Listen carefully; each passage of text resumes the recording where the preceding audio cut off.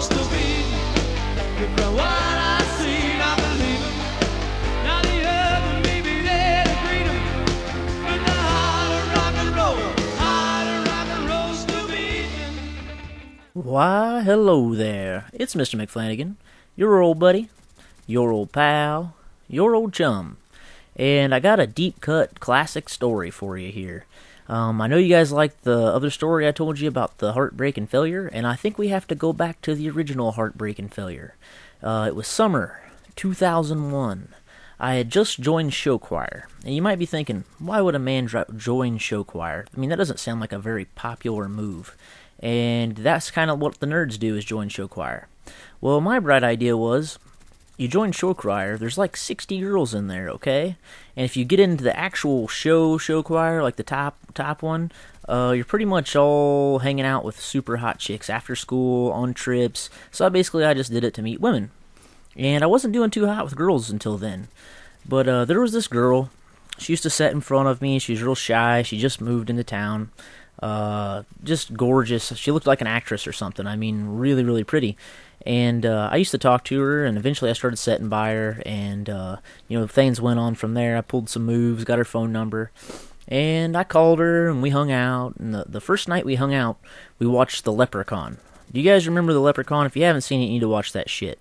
But this girl was terrified of The Leprechaun. I mean, just terrified. So, we're all snuggling up, whatever. I'm 17-year-old Mr. McFlanagan, scared out of my mind, and this girl pretty much shows me the ways, shows me how things do. And I'm not going to tell any details, but you know how that goes.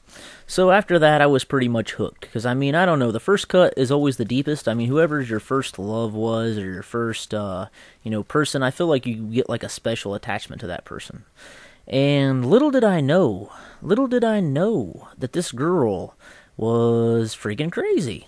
I liked her a lot. When I first met, we got along great. Like, I have pretty obscure music tastes. Like, I like Taking Back Sunday, The Killers, The Used, The Yellow Card, stuff like that, Straight Light Run. I was really into a lot of, not really underground music, but whatever. And she was too, and she had a record player and a really nice house, and her room downstairs was like an apartment. Like, she had a kitchen, you walked out her back deck, and it was an in-ground pool. So I'd go over there, and we'd listen to music all night, and hang out, and watch movies, and things were going really, really, really well. And one night, I was at work. I was working at Marsh Supermarkets, believe it or not. Old Marsh Supermarkets, that's where every kid should start.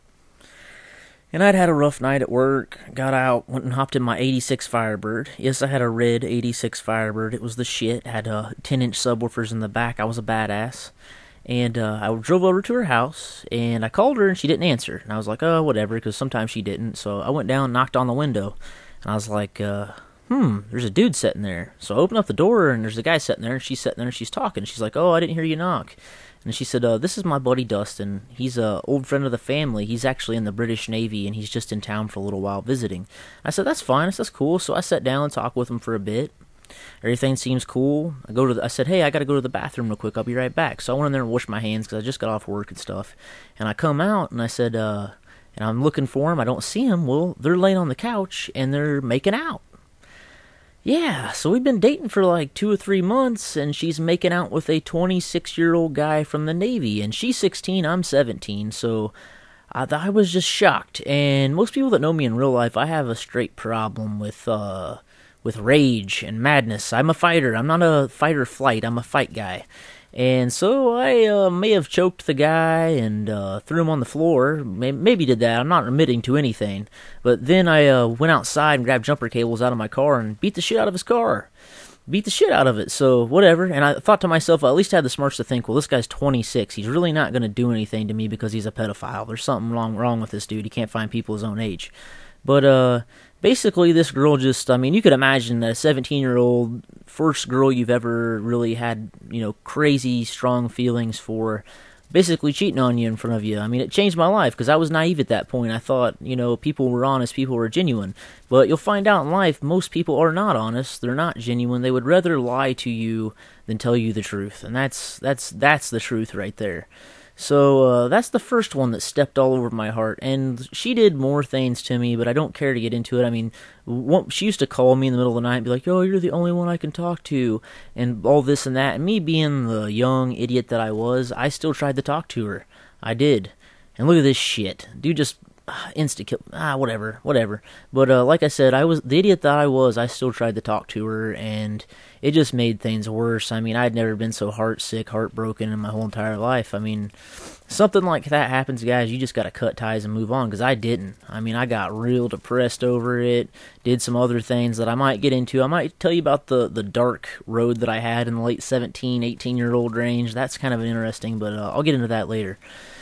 But yeah, this girl pretty much strung me around. I mean, then she started dating all my friends and stuff. Like, I don't know if it was to rub it in my face or what, but she started dating all my friends, just kind of trashing me. And I made the mistake of like telling my buddy that this dude was like the Mr. Playboy of school, and we were sharing stories and this and that. And I told him, in confidence, and he told the whole school. So then the whole school found out about me and her, and it pretty much ruined her reputation and mine. But that's whatever. I mean, I didn't care really at the time. I mean, and most of the girls kind of liked it because they thought, "Oh, this guy's a Mac Daddy," you know what I mean? So whatever. But I figured I'd share that with you guys, and there's more to the story, but that's just pretty much the first time I got my heart ripped out. And there's many, many, many more to come. And I'm sure you guys have the same thing. If you guys ever want to hit me in the comments or talk to me about it, I'm more than happy to talk to you. This was a pretty good gameplay I got here today. I was actually murking kids pretty hard. This FAMAS Suppress does go in a lot harder than what I thought. One of my buddies is like, "Man, you gotta give that gun another chance. Like, throw a suppressor on it. It's pretty pimp." And I'm not gonna lie, it's probably the best gun in the game. If not, I don't know, maybe the AK. The AK's got a little more accuracy. But thanks for watching, guys. I really appreciate the support. If you liked it, leave me a like or a comment if you like it too. I win, what was the score on that? 35-6. Thanks for watching, guys. I appreciate it. Later.